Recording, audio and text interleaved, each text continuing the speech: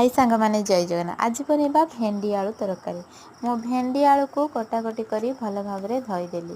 कढ़ई रे किछि तेल देई प्रथमे भेंडी को भाजी तापरे आलू को भाजिलेली।